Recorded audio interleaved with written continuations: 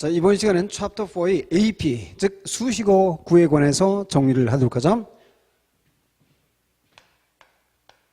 챕터 4분의 너에는 AP, 즉 AP는 수식어 구를 말하고, 그리고 우리가 흔히 팔품사 중에서 수식어 구를 형성하는 것이 뭐였죠?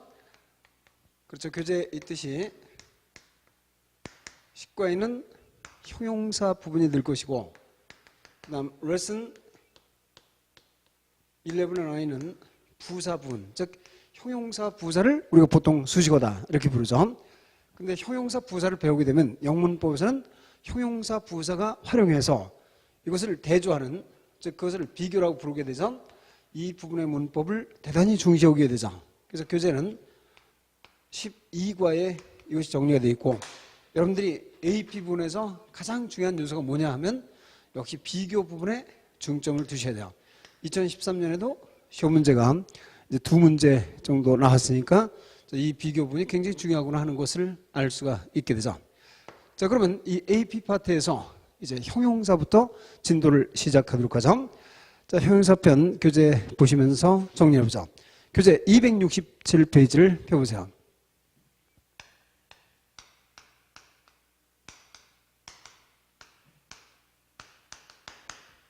자, 그럼 형용사 뭘까? 그럴 때 물론 어떤 형상이나 이런 모양을 나타내는 것을 형용사다. 그러니까 사물의 모양이나 사물의 형상을 나타내는 것을 형용사다 이렇게 이야기를 할 수 있지만, 자, 이것을 좀 더 영어적 가치로 이야기한다면 형용사는 어젝터브라고 정리가 되어 있죠. 그럼 이 어젝터브가 뭐냐 하면 ad라는 단어가 더해준다, 즉 수식한다 이런 말이죠. 그리고 젝터브가 있죠. 젝터브를 수식한다는 의미를 가진 말이 되겠어요. 그럼 젝터브가 뭐냐? 젝터브는 subject브, 즉 주어를 말하겠죠. 또 여기에 object브, 목적어를 말하게 되겠어요. 다시 말하면 주어나 목적어를 수식해주는 말 이렇게 되죠. 근데 우리가 보통 품사를 배울 때 주어니 목적어니 이렇게 배우는 게 아니니까, 따라서 품사적으로 이거를 일반화시키면 주어가 되는 성분이나 목적어가 되는 성분이 명사나 결국 대명사이기 때문에 형용사란 명사나 대명사를 수식하는 것을 기본 역할을 한다 이렇게 되죠. 그러니까 우리말은 일반적으로 형용사의 어떤 형태적인 면을 설명했다면 영어는 일반적으로 형용사의 용법적인 면을 설명하고 있다는 것을 생각해 두시면 되겠어요. 이 형용사편에서 우선 가장 중요한 문법적인 문제는 형용사의 용법, 물론 문법적인 특수성이 있겠지만 그 특성은 몇 가지 안 되고 여러분들이 이제 충분히 숙지를 할 수 있는 내용이고, 가장 중요한 것은 여러분들을 헷갈리게 하는 시험 문제는 형용사 단어의 쓰임이에요. 그러니까 따라서 여기서는 주의할 형용사들, 이거를 중점적으로 공부를 해 주셔야 돼요. 그러니까 다시 한번 단어 위주, 그러니까 쓰임새 위주, 이것이 정리가 되어야 된다는 것을 꼭 기억을 해 두시면서 이제 형용사편 정리를 해보죠. 그럼 먼저 교재에 있듯이 형용사는 제일 먼저 생각할 것이 형용사의 종류에 관한 문제다 이렇게 볼 수가 있죠.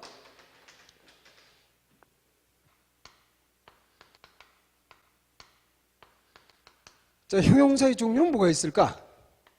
그럼 물론 여기는 일반적 종류,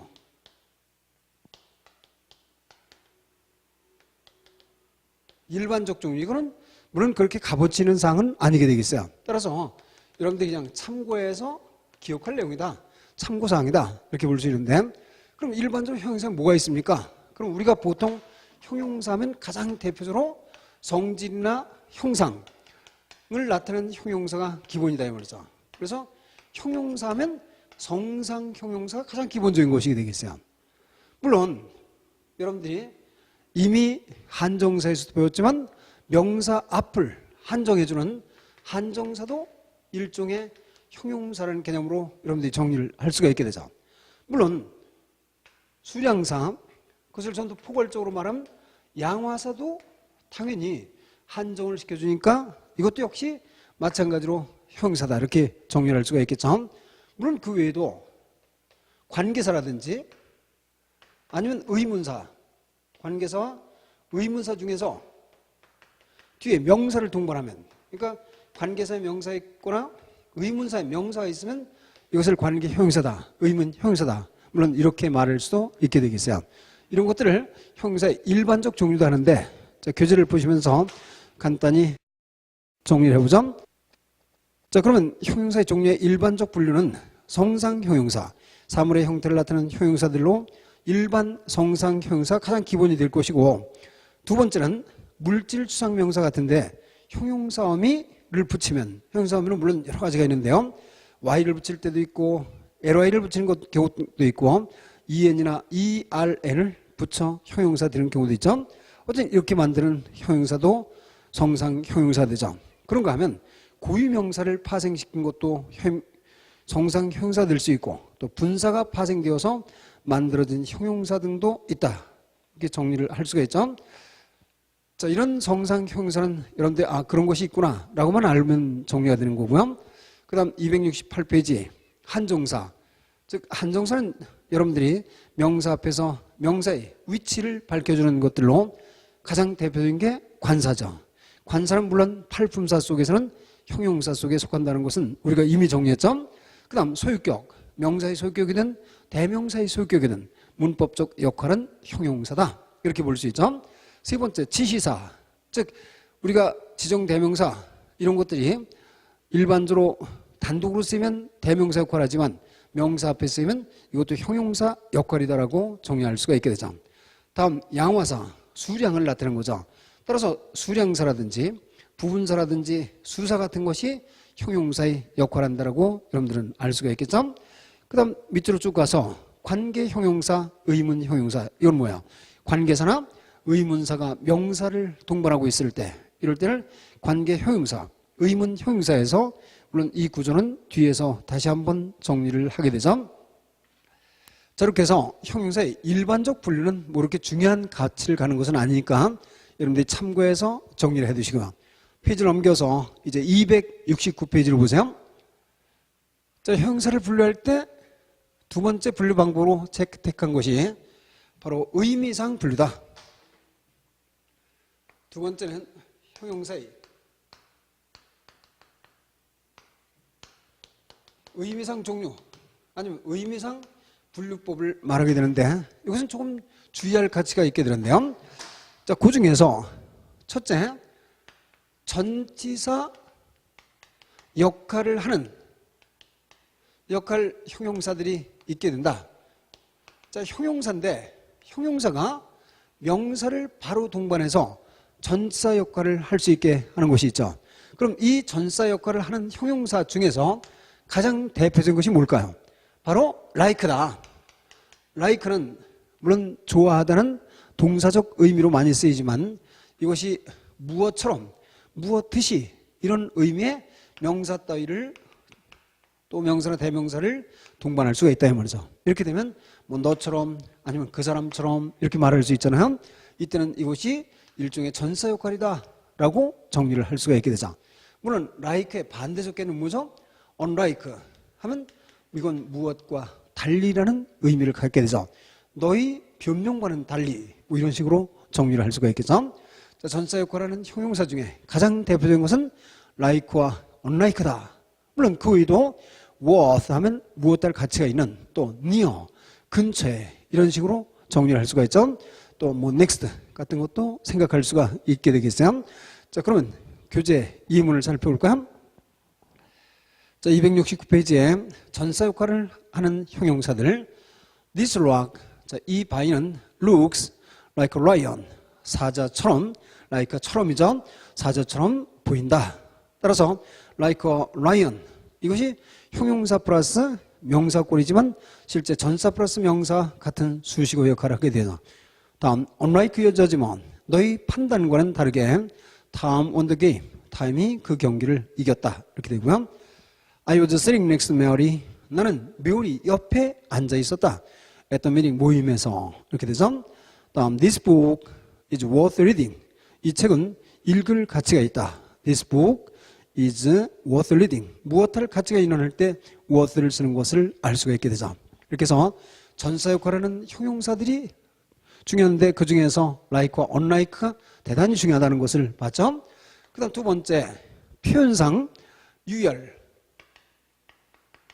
표현상 유의할 형용사들이 있어요. 물론 표현상 유의할 형용사들은 굉장히 많은데 그 중에서 몇 가지는 시험 문제에 빈출되는 단어다 이 말이죠. 특히 바로 하이와 로우라고 이렇게 돼 있죠. 하이와 로우. 근데 이렇게 하면 여러분들이 알 수 없어요. 왜냐면 하이는 높은이고 로우는 낮은이죠. 그럼 이 높은 낮은의 뜻은 대부분 다 한다 이 말이죠. 여기서 말하고자 하는 게 그게 아니고 중요한 것은 되게 가장 먼저 정리할 게 비싼이라는 단어야. 비싼이라는 말을 실제 비싼의 영어 단어가 뭐죠? 그렇죠. expensive라든지 아니면 dear라든지 또는 cost라든지 자, 이런 단어가 비싼이 되겠죠. 그럼 이 비싼이라는 단어를 이걸로 쓰느냐 아니면 비싼이라는 우리말에도 불구하고 이걸 쓰면 틀리고 하이로 쓰느냐 자, 이 문제가 첫 번째 중요한 문법적 차이다 이 말이죠. 자, 비싼 할 때 하이를 쓸까 아니면 expensive나 dear나 cost를 쓸까. 먼저 맨 밑에 교재 맨 밑에 있는 내용을 보세요. 거기다 색연필 표시해서 기억을 해야죠. 우리말에서는 가격이나 물건을 말할 때 동일하게 비싼이라는 말을 써요. 다시 말하면 이 책이 비싸다. 그래서 물론 우리말에서 말이 되겠죠. 아니면 이 책값이 비싸다. 이렇게도 말이 된다 이 말이죠. 그런데 그래서 거기에 예문을 보시면요. The price of the car 그 차의 가격이 이때는 price가 정가 가격을 말하죠. 그 차의 가격이 비싸다 해서 비싼이란 expensive를 쓰면 영어는 틀리는 거야. 왜냐하면 가격은 비싼이란 말을 절대로 안 쓰는 거야. 가격은 높다 낮다로 표현된다. 이게 중요하다 이 말이죠. 그렇지만 물론 이 차가 비싸다 할 때는 This car is expensive 이렇게 쓸 수가 있겠죠.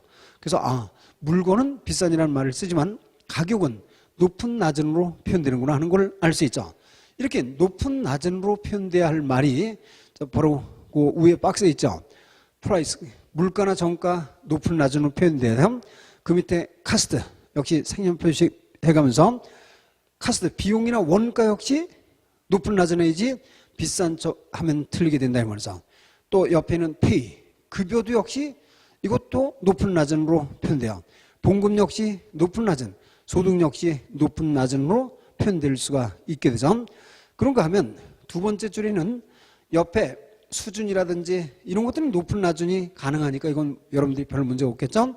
그 다음 세 번째 줄 두 번째 스피드라는 단어를 보세요. 속도가 우리는 빠른이라는 말을 쓰지만 영어에서는 속도 빠른 게 래피드가 아니라 하이라는 말을 쓰면 하이 스피드 하면 매우 빠른 속도를 의미한다는 것을 꼭 기억을 해 두셔야 되고요. 그 다음 또 색연필 표시할 것은 디맨드하고 또 서플라이가 되겠죠. 수요나 공급이 우린 많은 그죠 수요가 많다 공급이 많다 이렇게 쓰는데 영어는 일반적으로 수요나 공급은 높은 낮은을 쓴다는 것 기억을 해 두시면 되겠죠. 자, 이런 것들이 특히 우리말 때문에 틀리기 쉬운 표현이죠. 그래서 지금 하이와 로우 단어가 중요한 것은 이것이 높은 낮은 많은 할 때 과연 어느 걸 쓸 것이냐는 문제를 꼭 기억을 해 두셔야 돼요. 자, 거기에 예문들은 여러분들이 참고해서 쭉 보시면 되겠죠. 자, 다음 페이지를 넘겨서 두 번째 문제가 되는 것은 이제 라지라는 개념을 생각해야 되겠죠. 라지 270페이지죠. 라지라는 말은 많은의 의미를 갖게 되고 물론 반대적 개념은 스몰이죠. 라지와 스몰인데 이 라지라는 단어 역시 우리말로 하면 틀리기 쉽다 이 말이죠. 무슨 말이냐 하면 자, 인구가 많다는 말을 영어로 쓰고 싶어요. The population 인구가 많다 is 그럼 많은을 뭐라고 쓸까? many를 쓸까? much를 쓸까? 왜냐하면 우리가 많은이라는 개념은 many나 much로 기본적으로 알고 있기 때문이죠. 근데 영어에서는 인구가 많은 할 때 the population is much라고 쓰면 틀린다 이 말이죠. 그럼 인구가 많다 뭐라고 써야 돼요? 바로 large를 쓴다. 이런 건 틀리기 쉽겠죠. 그럼 인구가 많다, 청중이 많다 할 때도 물론 당연히 large를 쓰겠죠. 그 외에도 참석자가 많다, 뭐 가족이 많다, 또 무엇에 숫자가 많다, 숫자요. 그러니까 넘버에다 또 색연필 꼭 표시해서 기억을 해 두셔야 돼요. 자, 그런가 하면 거기에 또 차지가 많다, 이제 change 잔돈이 많다 할 때도 당연히 쓸 수가 있고요. 또 어휘수가 많다 할 때도 일반적으로 large를 쓸 수가 있어요. 그런가 하면 그 맨 밑에 두 단어를 기억해보죠. income, 수입이나 salary, 봉급. 아까 수입이나 봉급이 많은 할 때 high를 쓸 수 있다 그랬죠. 근데 수입이나 봉급은 많은 할 때 large를 쓸 수도 있음을 참고해서 기억을 해보셔야 돼요. 저건 참고로 알아두시면 되죠. 자, 예문을 보세요. There lives a large population in the city. 그 도시에는 많은 인구가 살고 있다. 그렇죠? 그럴 때 많은 인구는 large population이라고 쓴다. 그 다음 두 번째, the number of cars on the street. 거리에는 자동차의 숫자가 많다 할 때 is very large를 쓰지 much나 many를 쓰면 틀린다. 이런 것 알 수 있죠? 그런가 하면 a large sum of money, 즉 많은 돈이 was found, 발견되었다 in the bag, 그 가방에서 라고 정리했죠. 그 밑에 참고 부분을 보면 이건 여러분들이 아까 했죠? 봉급이나 소득이 많은 할 때 하이 말고도 large를 쓸 수 있다는 것을 참고로 기억해 두시면 되겠죠. 그래서 먼저 여러분들이 표현상 주의할 형용사에서 이 비싼 또 높은 그것을 비교해서 잘 기억을 해 두시고요. 또 많은 할 때 large를 쓸 것이냐 하는 문제를 꼭 따져서 기억을 해 두셔야 돼요. 자, 그런 명사들은 시험 문제 자주 보이는 내용이라는 것을 알 수 있죠. 자, 다음 270페이지에 역시 중간 certain과 sure, 색연필 표시해서 기억을 해줘. 자, certain과 sure의 차이는 뭐예요? 확실한, 틀림없는 이렇게 되겠죠. 그러면 두 단어의 차이는 뭘까? 그럴 때 certain은 객관적 의미를 갖기 때문에 사람이 주어일 때도 certain을 쓸 수가 있어요. 그런가 하면 사물, 뭐 가주어 이런 걸 사용해서 쓸 때도 certain을 쓰게 된다 이 말이죠. 반면에 sure는 주관적 개념이기 때문에 사람이 주어일 때는 쓰지만 가주어나 사물이 주어일 때는 sure를 쓰지 않는다는 것을 꼭 기억을 해 두셔야 돼요. certain과 sure의 차이. certain은 사람, 사물에 다 쓰이고 sure는 사람에만 쓰인다. 이거 꼭 알아두셔야 돼요. 그래서 예를 들면 it is 다음에 that he will succeed. 물론 it가 가주어예요. 그가 성공할 것이 틀림없다 할 때 it is 다음에 확실한 틀림없는 sure를 쓸까 certain을 쓸까? 그럴 때 가져오니까 it is certain은 되지만 it is sure라고 쓰면 틀린다 이 말이죠. 또 마찬가지로 he is certain을 쓸까 he is sure를 쓸까? 이때는 certain도 sure도 가능하겠죠. 왜냐하면 일반적으로 사람 사물에 certain은 다 쓸 수 있으니까 sure는 사람에 쓰이니까 he is certain, he is sure 이렇게 가능하다 이 말이죠. to succeed. 다음 그렇지만 it is하고 역시 아까 쓸 때는 sure는 틀린다 그랬어요. 그 주의해서 기억을 해 두시고요. 다음 밑에 hard와 difficult의 차이 역시 색연필 표시해서 hard와 difficult의 우리말 차이는 뭐죠? 어려운, 그죠? 어려운 이렇게 이제 공통적 의미를 갖고 있죠. hard도 어렵다, 또 difficult도 어렵다. 근데 이 두 단어의 차이는 뭘까? 그럴 때 hard는 힘들다는 뜻을 가지고 있는 거예요. 힘든. 반면에 difficult는 복잡하다는 의미를 갖는다 이 말이죠. 그렇다면 이 일이 마치기에 정말 힘드네요, 어려우네요 이렇게 말할 때는 the work is hard 이렇게 쓰는 게 좋겠죠. 반면에 그 수학 문제는 풀기가 어려우네요, 힘드네요 이렇게 말할 때는 the mathematical 뭐 이렇게 해서 problem이라고 하면 is difficult를 쓰는 게 맞겠다 이 말이죠. 이렇게 해서 hard와 difficult의 차이점도 역시 구별해서 기억을 해 두시면 되겠어요. 자, 다음은 271페이지에 5번 empty vacant가 되죠. 이것은 참고해서 기억할 내용인데, 자, 빈이란 단어예요. empty도 빈이고 vacant 빈이죠. 그래서 우리가 vacation 하면 휴가, 자리를 비운다는 의미를 가진 말이겠죠. 그러면 이 empty와 vacant의 차이를 어떻게 구별할까? 그냥 우리가 빈 상태를 말할 때는 empty라고 쓰게 돼요. 근데 일시적으로 빈 곳은 vacant이라는 단어를 쓴다. 그것만 기억을 해 두시면 되겠어요. 그래서 누가 사직했다, 그 자리가 비어있네 하면 the position is vacant 이렇게 써야지 the position is empty 라고 쓰면 틀리는 거죠. 일시적으로 빈 거는 vacant이다. 그것만 구별해서 기억을 해 두시면 되겠죠. 자, 이렇게 해서 즉 의미상 종류에 관해서 전사에 관한 것과 표현상 유의할 형용사 5가지가 정리가 됐죠. 다음 이제 세 번째 여기서 또 주의가 되는 게 쉽게 말하면 2가지 이상의 유사 의미 형용사들이 있다. 그러니까 형용사가 있는데 의미가 유사하다 이 말이죠. 꼴도 유사해서 여러분들이 틀리기 쉽죠. 이건 역시 몇 단어들은 아주 중요하게 되겠어요. 단어를 위주로 해서 기억을 해 두셔야죠. 물론 거기에 도표에 나온 단어들이 굉장히 많이 정리가 되어 있죠. 물론 이 단어들을 다 알아야 되지만 처음부터 한꺼번에 공부한다는 게 굉장히 어려우니까 중요한 것을 제가 불러드릴 테니까 그걸 먼저 공부하고 나머지는 그 후에 정리를 해 두시면 되겠어요. 자, 유사 형태의 중요 단어들 중에서 세 번째 confident와 confidential을 비교해 보세요. confident 이렇게 쓰면 확실한, 그것은 confidence란 명사의 형용사꼴이죠. 확실한.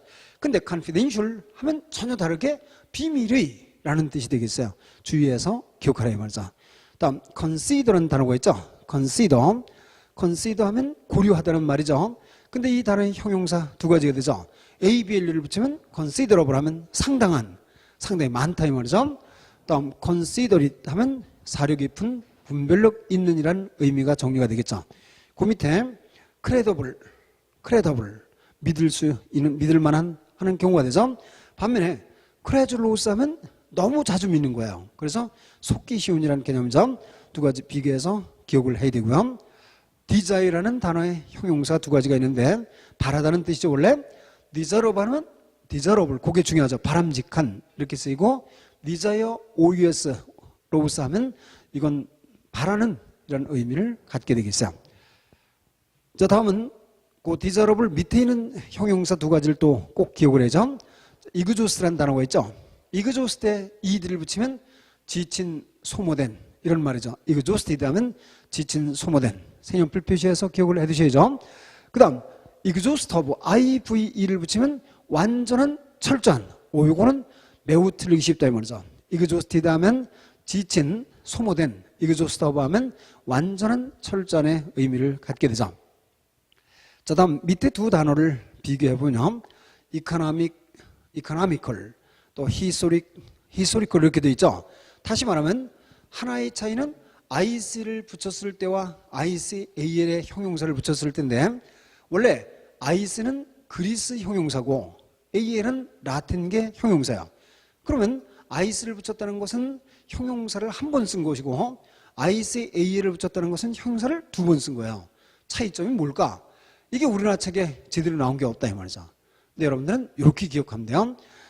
IC는 1차 파생 형용사니까 따라서 economy라는 경제라는 단어가 있다. 그럼 economic하고 IC를 쓰면 경제의라는 개념이 되는 거야. 근데 만일 economical 이렇게 쓰면 경제적인, 아시겠죠? 그럼 역사에다 적용하면서요. history라는 단어를 historic 하면 역사의, historical 하면 역사적인, 이렇게 구분하면 정리가 되겠죠. 이건 여러분들이 우리나라 책에 제대로 나오지 않았지만 이제 나중에 영작할 때라든지 대단히 도움을 받는 내용이 되겠다는 거죠. 다음은 시험 빈출 내용으로서 health라는 단어 역시 자주 보이죠.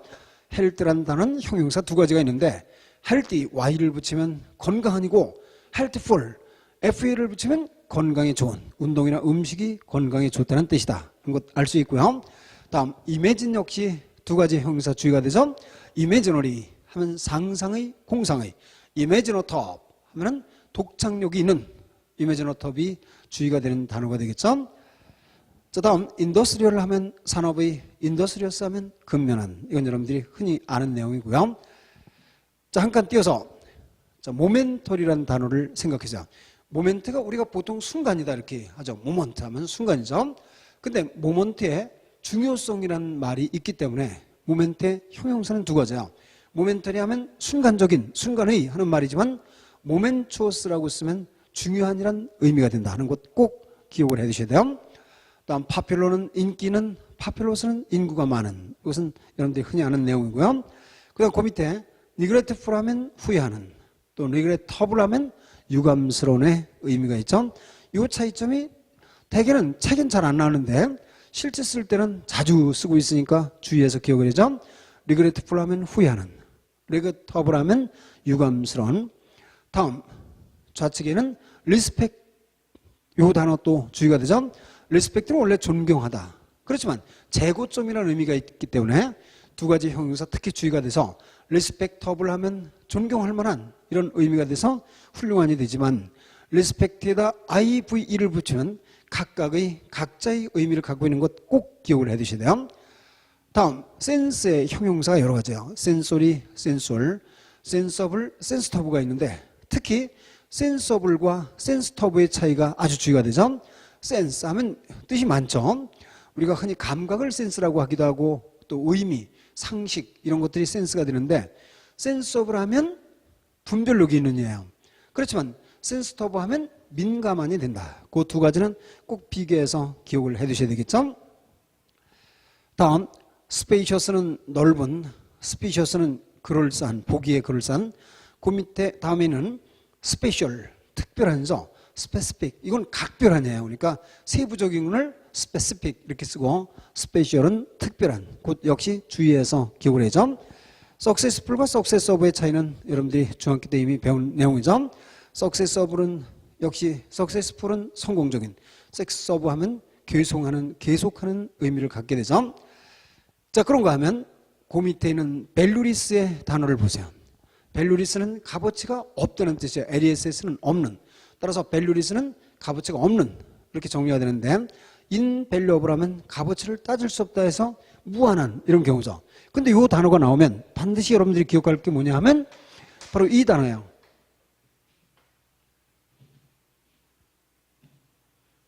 자, 만일 price에다 less를 쓴 거야. price less를 써놓고 이게 value less의 의미를 가질까? 아니면 invaluable의 의미를 가질까? 자, 이걸 구별할 수 있어야 된다 말이죠. 그러면 price less가 뭐죠? price가 정가, 가격이니까 가격을 따질 수 없는 거예요. 가격을 따질 수 없는 게 가치가 없다는 뜻일까? 가치가 무한하다는 뜻일까? 당연히 가치가 무한하다는 뜻을 갖게 된다 말이죠. 그래서 priceless는 invaluable이라는 것 꼭 비교해서 기억을 해 두셔야죠. 자, 다음 비저블은 보이는, 비주얼은 시각적인 이런 경우죠.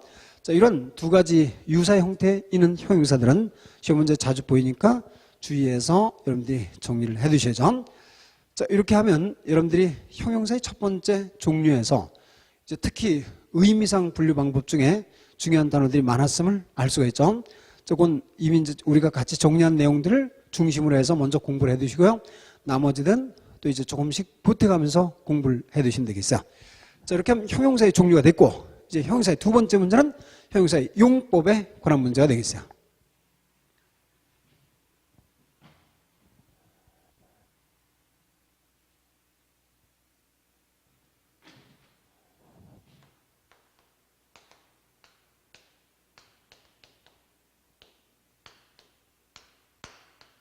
그러면 형용사는 문장에서 과연 무슨 역할을 할까? 자, 이걸 따지는 게 형용사의 용법이겠죠? 그럼 당연히 우리가 아까 했듯이 형용사는 일반적으로 뭐 해야 돼요? 일반적으로 직터부를 수식한다 그랬으니까 따라서 명사나 또는 대명사를 뭐 하는 거죠? 수식하는 행위를 한다. 수식하는 용법으로 쓰인다. 이게 기본이죠. 형용사는 당연히 명사나 대명사를 수식하는 게 원칙이다. 근데 가끔은 이런 경우가 발생이 되는 거죠. 어떤 거냐면 동사 뒤에 쓰여서 또 아니면 목적어 뒤에 쓰여서 동사 뒤에 쓰일 때는 주어를 서술해주고 또 목적어 뒤에 쓰면 목적어를 서술해 주는 거예요. 이런 역할을 한다 이 말이죠. 그러니까 무슨 말이냐? 이게 Tom is happy 이렇게 따면 우린 동사 뒤에 형용사를 썼어요. 그죠? 형용사를 썼는데 이 형용사가 그러면 주어를 서술하는 거예요. 동사가 아니라. 그럼 Tom은 행복하다. 이걸 말하죠. 따라서 동사 뒤에 쓰여서 주어를 서술해주고 목적어 뒤에서 목적어를 서술해주는 경우도 있더라 이 말이죠. 그럼 이렇게 형용사는 두 가지 경우가 대표적인 용법이 되는데 일반적으로는 명사나 대명사를 수식하는 용법이다. 이거를 한자식 용어로 뭐라 해요? 한정적 용법이라 하고 한정용법 또는 한정적 용법이라 하고 동사 뒤나 목적어 뒤에 쓰여서 주어나 목적어를 서술해주면 이건 당연히 서술적 용법이다. 이렇게 말하겠죠. 그래서 형용사는 형용사 용법하면 크게 두 가지가 있죠. 일반적으로는 명사나 대명사를 수식하는 것이 원칙이지만 가끔은 동사나 목적어 뒤에서 주어나 목적어를 서술해 주는구나.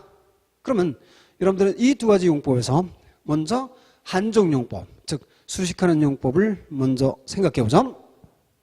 자, 교재 272페이지가 되겠어요. 1번 한정적 용법. 대부분의 형용사들은 명사의 앞이나 뒤에서, 원래는 보통 앞에 쓰이지만 뒤에 올 때도 있어요. 그래서 명사의 앞이나 뒤에서 그 명사를 수식하는 역할을 한다. 이것을 한정용법이라 한다. 즉 다시 말하면 a good idea 이렇게 쓰면 좋은 생각. 그럼 좋은 생각이란 명사를 수식하고 있으니까 굿은 아이디어를 한정해주고 있다. 이렇게 돼서 또 it's a very cold weather 할 때 a very cold weather, cold weather가 weather, 날씨는 날씨인데 차가운 날씨에서 cold가 weather를 한정해주고 있는 것을 볼 수 있죠. 수식해주는 거죠. 그러니까 한정이라는 개념은 수식을 의미하겠죠. I need something useful for it. 나는 그것에 필요한 어떤 것이 요구된다. 이렇게 정리가 됐죠. 그럼 useful이 something을 수식하고 있어요. 그래서 한정용법이란 수식하는 용법이다 하는 걸 기억을 해두시면 되겠죠. 그런데 2번에 보시면요. 어떤 형용사들, 물론 대부분의 형용사들은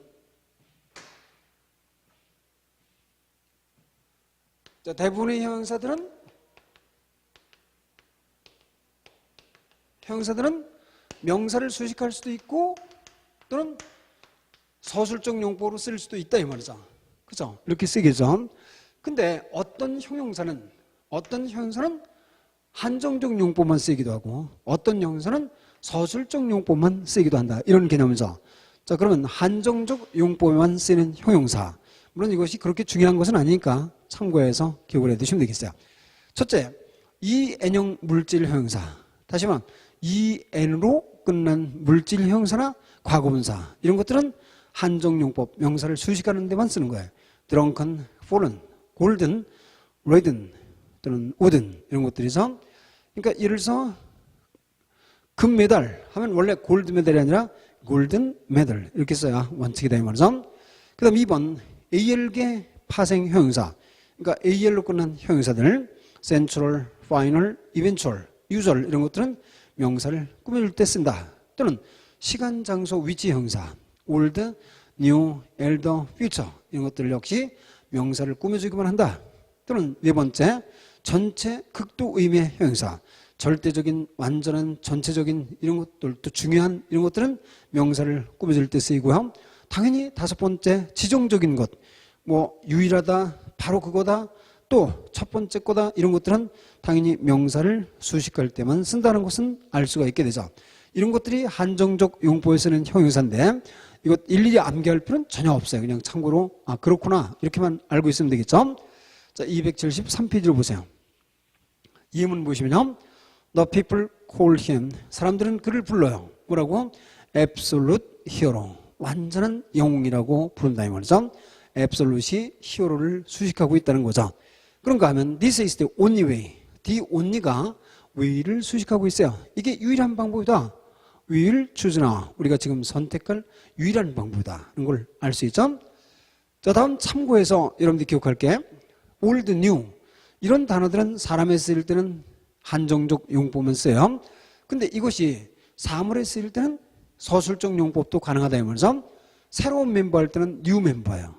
근데 거기에 그 멤버가 새롭다 할 때 the member is new라고 쓰면 틀린다 이면서 사람에는 new나 old 같은 것을 서술 용법으로 안 써요. 그렇지만 his idea is new 즉 그의 생각이 새롭다 하면 is new가 가능할 수 있다. 이거 참고해서 기억을 해 두시면 되겠죠. 그래서 한정적 용법에만 쓰이는 형용사들 참고로 봤는데 특히 old, new는 여러분들이 한 번 더 기억을 해 두실 내용들이죠. 자, 다음은 형용사의 위치에 관한 문제를 생각해 보는 거예요. 그러면 형용사가 명사를 수식할 때 위치는 어떨까? 그죠? 그러니까 지금 한정용법을 하는데 거기에서 형용사가 명사를 수식할 때 위치를 따지겠죠. 그럼 형용사가 명사를 수식할 때 어디다 쓸까? 명사나 대명사를 수식할 때 어디다 쓸까? 그럼 일반적으로는 어디다 써야 돼요? 일반적으로는 당연히 수식하는 말 앞에 쓰더라. 수식하는 말 앞에 위치한다. 당연한 사항이겠죠. 예를 들어서 좋은 책들 하면 좋은과 책들을 이렇게 쓰면 된다 이 말이죠. 이렇게 해서 형용사란 수식하는 말 앞에 위치하는 것이 일반적이라는 것은 여러분들이 익히 아는 내용이죠. 거기에 설명도요. 자, 형용사 명사를 수식할 때 일반적 위치는 앞에 쓴다 이 말이죠. 물론 이때 형용사가 여러 개 쓰인다면 뭐를 맨 앞에 써요? 중간 한정사, 즉 관사, 소유격, 지사, 그다음 부사, 형용사, 명사 이렇게 쓰겠죠. 나는 그가 매우 정직한 사람이라고 생각한다 할 때 I think he's a very honest man 이라고 쓰는 것 알 수가 있고요. 또 이 지극히 어려운 정책은 this 어리석은 정책이죠. This extremely stupid policy 이런 식으로 정리를 했고 또 상당히 많은 사람들 할 때 considerably many people이라고 정리했죠. 이렇게 형용사는 수식하는 말 앞에 오는 것이 원칙이다 이 말이죠. 근데 시험 문제는 그게 나오는 게 아니죠. 형용사의 후치에 관해서 밑줄 찍고 정리를 해두시면 되겠어요. 다시 말하면 자, 일반적으로 수식하는 말 앞에 쓰는 것이 정상이지만 후치가 되는 경우 단 뒤에서 수식하는 경우가 있다. 그래서 수식하는 경우들이 있다. 그럼 이 경우들은 시험 문제 나온다 이 말이죠. 자, 그럼 어떤 때 뒤에서 수식을 할까? 형용사가 어떤 때 뒤에서 수식을 할까? 첫 번째, 복합 부정대명사라는 말을 앞에서 대명사 편에서 한번 했죠. 그러니까 복합 부정대명사 뭐죠? 띵이 들어간 말. 그러니까 띵, 또 바디가 들어간 말, 원이 들어간 말 이런 거죠. 자, 이렇게 물론 그 앞에 붙는 건 every도 되고 any도 되고 some도 되고 no도 되고 이렇게 되겠죠. 즉 nothing, nobody, no one 또 아니면 everything, everybody, everyone 이런 것들이죠. 어쨌든 이렇게 복합 부정대명사를 수식하는 형용사 하는 형용사는 반드시 뒤로 간다. 시험 문제 형용사의 후치에서 가장 지금까지 많이 나온 게 이거예요. 복합 부정대명사를 수식할 때는 반드시 뒤로 간다. 그것은 꼭 기억을 해 두셔야 돼요. 그래서 즉 새로운 어떤 것을 쓸 때 new something이라고 쓰지 않고 something new 라고 쓴다 이 말이죠. something new 라고 쓰는 것 알 수 있죠. 또 재밌는 어떤 것 될 때 interesting 거기에 anything 이렇게 쓰면 틀린 거예요. 왜냐하면 anything이 복합 부정대명사니까 anything interesting 이라고 써야 되고요. 또 이상한 어떤 사람 할 때 strange somebody라고 쓰면 틀리는 거죠. 반드시 somebody strange라고 쓴다 하는 것 알 수 있죠. 그래서 이게 가장 흔히 나왔던 시험 문제 내용인데 그 다음 두 번째는 약간 어렵게 보이는 거예요. 그래서 이 두 번째를 모르는 사람들이 많은데 아니다 이 말이죠. 명사가 all, every, 최상급 물론 더 최상급이죠. 자, 이런 것으로 수식을 받고 있을 때 all, every, 최상급으로 수식을 받는 명사 동아리에 어불 형용사를 붙일 때 어불은 ABL이든 IBL이든 어불 형용사를 붙이게 되면 형용사는 반드시 뒤로 간다 이 말이죠. 어불 형용사들은 뒤에 간다. 자, 그럼 이 개념이 머릿속에 바로 안 들어오죠. 즉 명사 앞에 all, every, 최상급이 있을 때 어불 형용사는 후치가 된다. 뒤에서 수식한다. 그게 무슨 말이냐? 예를 들면 이렇게 생각해 보세요. 가능한 모든 수단이라는 말을 영어로 써보는 거야. 그럼 우리말은 가능한 모든 수단 해도 되고 모든과 가능한을 바꿔서 모든 가능한 수단 해도 관계없죠. 모든 가능한 수단 해도 관계없고 근데 영어는 일반적으로 이렇게 쓴다 이 말이죠. 이것을 모든 all 가능한 possible means 라고 썼다고 하면 all possible means 모든 가능한 수단 이렇게 쓰면 틀리게 된다.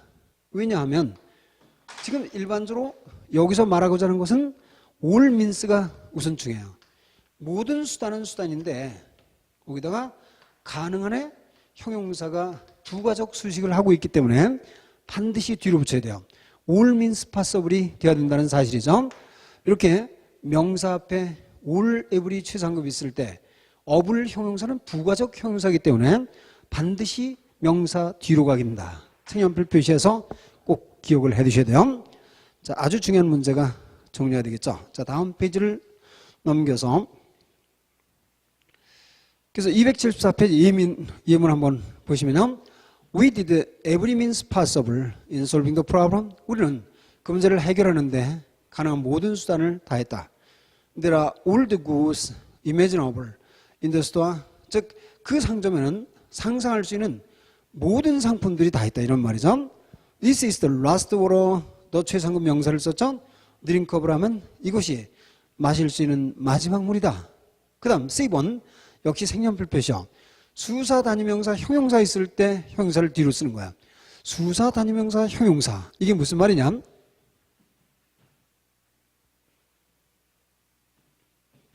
자, 다음은 세 번째 정리할게. 수사에다가 단위명사에다가 형용사가 있으면 이 형용사를 뒤에 쓴다. 이 단위명사 뒤에 쓴다. 이게 무슨 말이냐? 그는 10살이다를 영어로 써보세요. He is 10 years. 형용사 어디다 붙여요? 뒤에다 붙인다 이 말이죠. 그래서 수사 단위명사가 있으면 형용사는 뒤로 가는구나 하는 것을 알 수가 있죠. 이건 여러분들이 아주 자주 쓰면서도 문법화된 규격을 못 봤기 때문에 틀리기 쉽게 되겠어요. 그래서 그건 참고해서 이제 정리를 해두시면 되죠. 그 다음 D번의 문제는 별 문제 없죠. 그 외에 긴 형용사 구나 절이 명사를 수식하면 당연히 뒤로 간다. 즉 영어에서는 형용사 구나 절, 긴 형용사 구나 절이 명사를 수식하면 뒤로 간다. 물론 우리말은 어떤 경우도 앞에 쓰죠. 그래서 더북 on the table 하면 on the table이 더북을 수식해서 그 테이블에 있는 책은 나의 것이다. 또 the lion sleeping under the tree 하면 그 나무 밑에서 잠자고 있는 사자는 looks very peaceful. 매우 평화스러워 보인다. He has the ability. 그런 능력을 가지고 있다. To solve the complicated problem. 그 복잡한 문제를 해결할 능력을 가지고 있다. This is the man. 이게 그 사람이다. 어떤 사람이냐면 Whom I told you of yesterday. 내가 어제 당신에게 이야기했던 사람이다. 또 2번 형용사절에서 관계사 플러스 비동사가 생략되어도 역시 뒤로 가서 수식한다. 당연하겠죠? 거기에 예를 들면 This is the boy who was를 생략해서 trying to see you. 즉 이 사람이 당신을 보고자 하는 노력하는 소년이다. 또는 those who를 생략해서 those present at the meeting. 그 모임에 참석한 사람은 heard the news. 그 소식을 들었다. 이런 식이죠. 그 외에도 with 명사, 형용사 구조가 역시 명사를 수식하면 뒤로 간다. 이렇게 되죠. 쉽게 말하면 형용사의 위치를 이야기할 때, 명사를 수식하는 위치를 이야기할 때 일반적으로는 앞에 쓰지만 어떤 때 뒤로 갈까? 그럼 물론 쉽게 이렇게 말할 수 있죠. 형용사 구나 절이 명사를 수식할 때는 당연히 뒤로 간다. 근데 문법적으로 아주 중요한 가치를 갖는 것이 있다 이 말이죠. 즉 thing, body 아니면 one 이렇게 해서 복합 부정 대명사 이것이 있는 명사가 형용사가 그것을 수식할 때는 반드시 뒤로 가야 되고, 두 번째 명사 앞에 all, every 최상급이 있을 때 어블로 끝난 형용사가 반드시 뒤로 간다는 사실, 그리고 수사 단위명사 있을 때 형용사가 뒤로 간다는 사실, 이런 것들은 반드시 여러분들이 기억을 해 두실 내용들이죠. 자, 그러면 형용사의 위치에 관한 문제를 봤고요. 자, 이제 페이지를 넘겨서 275페이지가 되겠어요. 그럼 형용사가 둘 이상 쓸 때 어떻게 쓸까 하는 문제를 따져보는 거죠.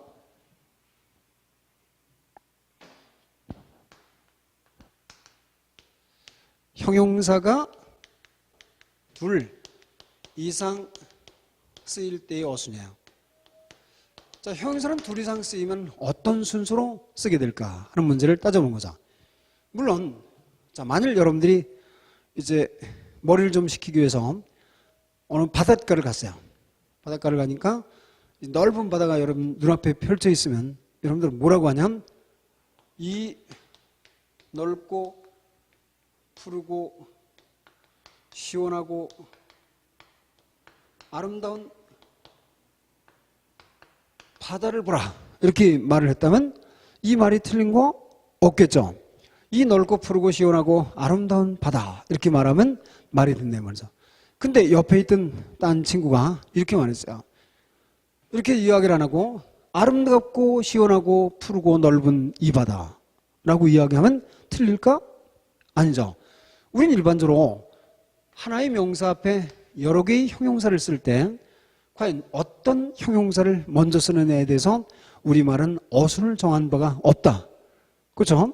여러분들 이제 물론 몇 개는 정해 있지만 대부분 어순을 정하지 않고 이야기를 하게 되죠. 근데 영어는 이것이 순서가 정해져 있다 이 말이죠. 그럼 어떻게 정하냐면 여기 명사가 있을 때 그 명사 맨 앞에는 뭐가 있어야 돼요? 한정사. 그렇죠? 즉 관사라든지 소유격이라든지 지시사 같은 한정사가 있어야 된다. 그럼 한정사가 가장 먼저 온다는 이야기죠. 그래서 여러분들이 교재 275페이지 보시면서 정리해보면 한 명사 앞에 여러 개의 형용사 올 때 한정사, 그 다음 두 번째 뭐가 있어야 돼요? 수량사 또는 양화사 이런 것들을 말하자면 수량을 나타내는 말들이 오게 된다.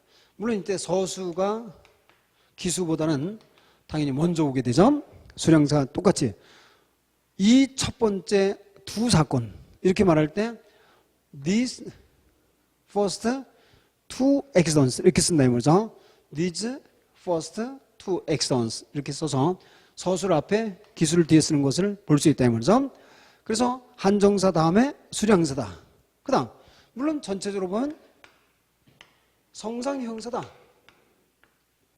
그러니까 성상의 형사 일반의 형사를 말하자니까 일반의 형사다. 왜냐하면 성상이라고 하면 안 되는 게 WH 형사는 항상 맨 앞에 와요.